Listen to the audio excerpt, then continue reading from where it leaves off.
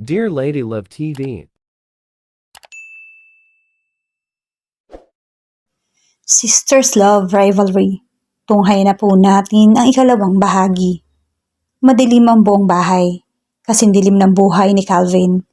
Inilibing na kahapon ng kanyang mama. It was so sudden.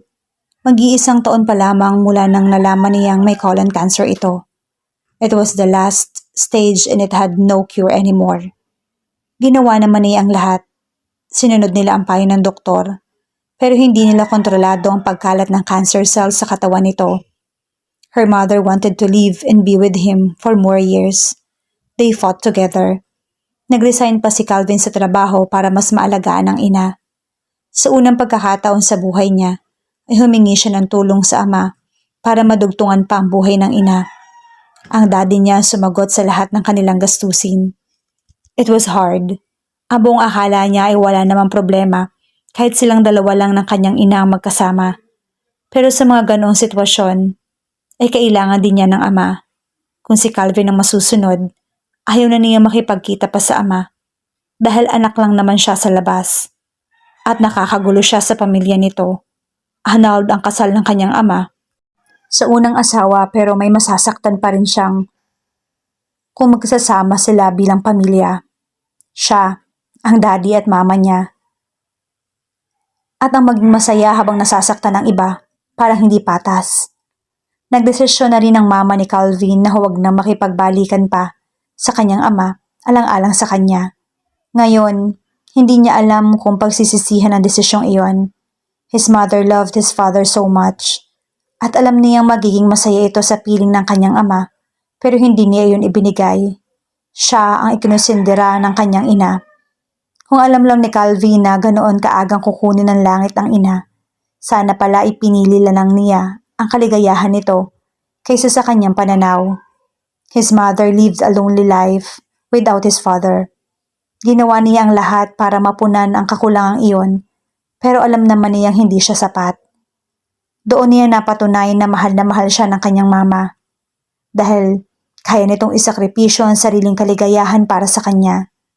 A mother's love was unconditional. At ang sakit-sakit na sa alaala na lamang niya iyon mararamdaman. Tahimik na umiyak si Calvin habang nakaupo sa sofa. Patay na ang mga ilaw kahit madilim na sa labas. He wanted to be lost in the darkness. Mas masakit kapag binuksan niya ang ilaw at hindi makita ang ina.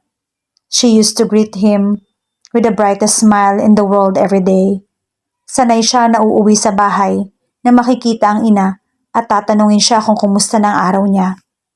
Calvin, nandyan ka ba? Tanong ng isang malamyos na boses. Nasa balkonahe si Ella. Sigurado siya kahit hindi silipin. Hindi siya sumagot. Gusto niyang mapag-isa. Ayaw rin niyang makita siya ni Ella sa ganoong kalagayan. Akala niya ay umalis na ang babae pero muli ito nagsalita. Calvin, kumain ka na ba? Hindi pa rin siya sumagot. Calvin, alam kong nandyan ka. Nakita kitang pumasok kanina. Sa amin ka na kumain. O gusto mong dalhan na lang kita dito ng pagkain? I'm okay, sagot niya. You're not, and it's okay. Napangiti si Calvin. Sa mga araw na pinaglalamayan ng kanyang mama, si Ella lang talaga ang nakapagpapangiti sa kanya. She was trying hard just to make him smile. Hindi sila magkasundo sa maraming bagay, pero hindi siya nito iniwan. Calvin, lumabas ka na please. Napailing siya. Alam niyang pilit lang na pinalalambing ni Ella ang boses, kahit hindi naman ito totoong malambing. Pero kahit na alam niyang plastic lang ang paglalambing na yon, ay hindi rin siya nakatiis. Tumayo siya at hinarap si Ella. Kain tayo? Alok nito. Hindi ako nagugutom. Ganun talaga kapag malungkot ka, hindi mo nararamdaman yung gutom. Hindi ka nag-lunch kanina, kaya paanong hindi ka pa rin gutom hanggang ngayon?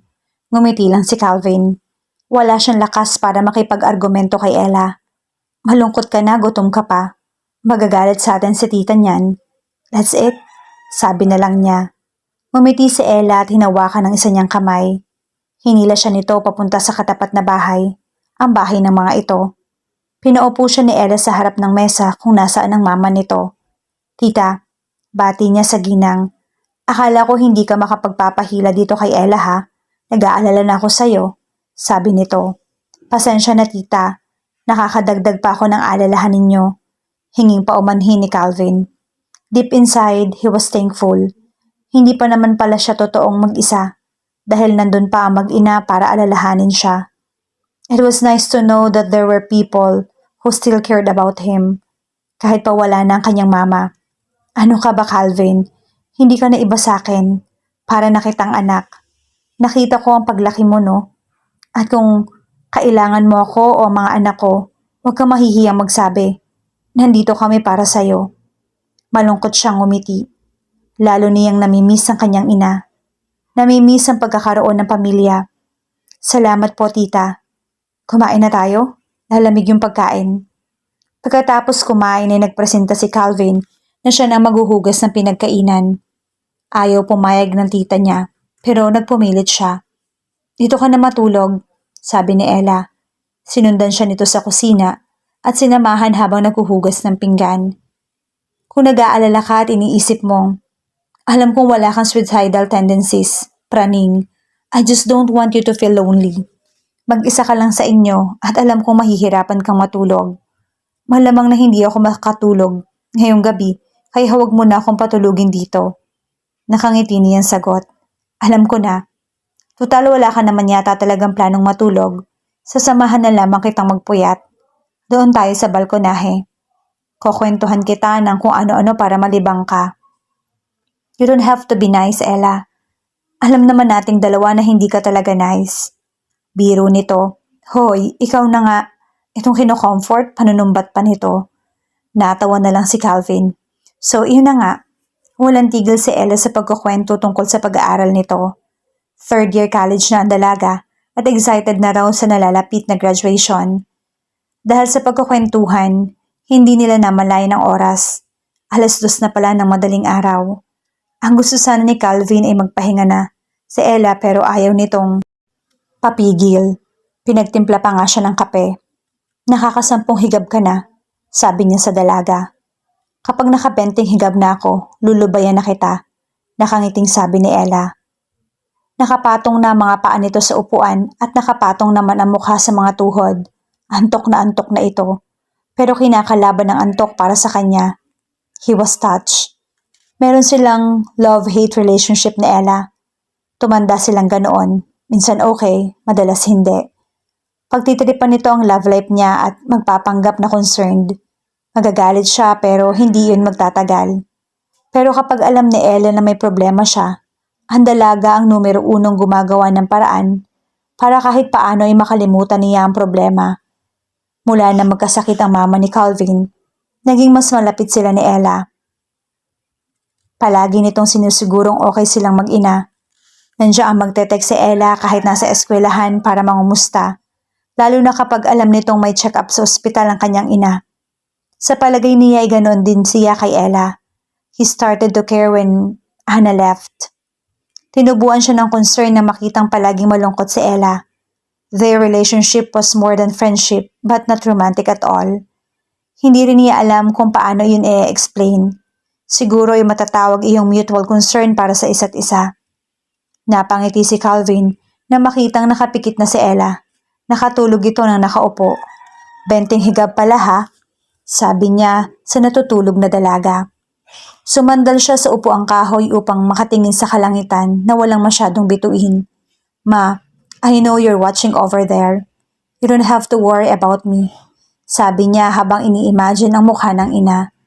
Makalipas ang ilang minuto ay nagpa siya si Calvin na buhati na si Ella papasok sa bahay. Inihiga niya ito sa sofa. Thank you for today, princess. Nakangiting sabi niya sa natutulog na dalaga. Yun si Ella sa kanya. Prinsesa. Prinsesang mahirap intindihin. She started to be his princess when she was 14. When he was 6 years younger than him. At kahit tumanda pa sila, si Ella pa rin ang prinsesang palaging nagmumukmuk sa balkonahe para sa kanya. He would always remember her that way. Sinusubukan ni Calvin na matulog pag uwi sa bahay pero hindi siya nagtagumpay. Lumiwanag na at lahat-lahat, dilat pa rin ang kanyang mga mata. Just when he decided to force himself to sleep, his father called. Gusto nitong makipagkita sa kanya. Huminga siya ng malalim at saka sinabing, "Okay, Dad." He was doing that for his mother. Ang bili nito, maging mabuti siyang anak sa daddy niya. Kahit ano pa ang gawin niya, ay hindi na magbabago ang katotohanang ito ang kanyang ama. Gusto ng daddy mo na tumira ka sa bahay niya? Tanong ng mama ni Ella kay Calvin. Tulad na nagdaang gabi, isa kanila uli naghapunan ng binata dahil sa pamimilit ni Ella. Opo, tita. Pumayag ka? Singit ni Ella.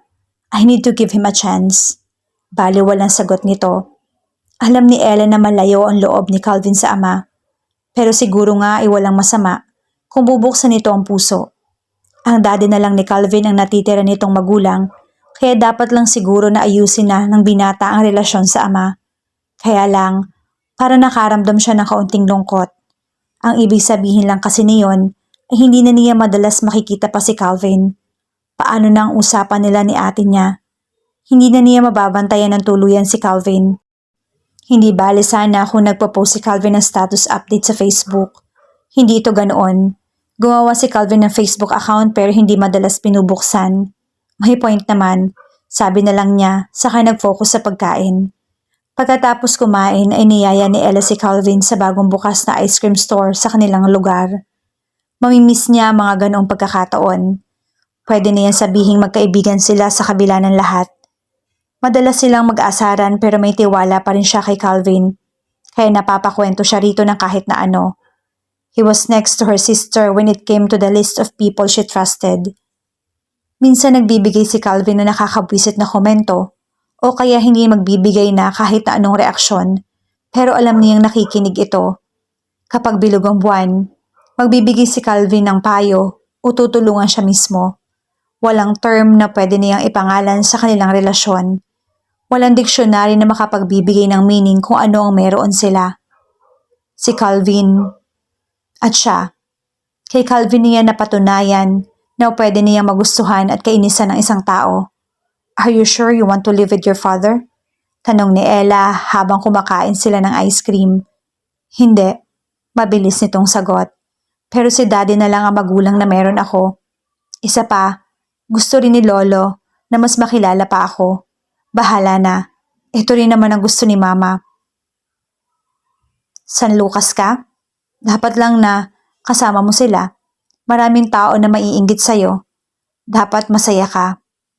Hindi ko gustong kainggitan, lalong hindi ko kailangan ng kayamanan ng mga San Lucas. I just need a family. Napangiti si Ella. Alam naman namin iyon. Hindi marangya ang pamumuhay ni Calvin, pero sigurado siyang hindi ito naghahangad ng pera mula sa mga San Lucas.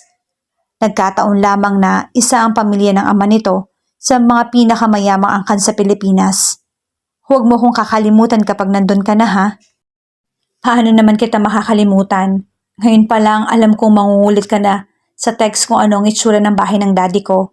Nakangiting sagot ni Calvin. Mabuti at alam mo, saka kapag nakilala mo na yung mga pinsan mo, ipakilala mo rin ako ha. Lahat sila, single pa, hindi ba? Nakangising dagdag na request ni Ella. The San Lucas Princess are bansag na mga tao sa mga pinsan ni Calvin. Sikat ang mga ito sa kababaihan. Papasa talagang mga Prince Charming sa fairy tale ang mga lalaking yon. Ang paborito niya sa magpipinsan ay si Sebastian. Ito ang natatanging celebrity sa magpipinsan.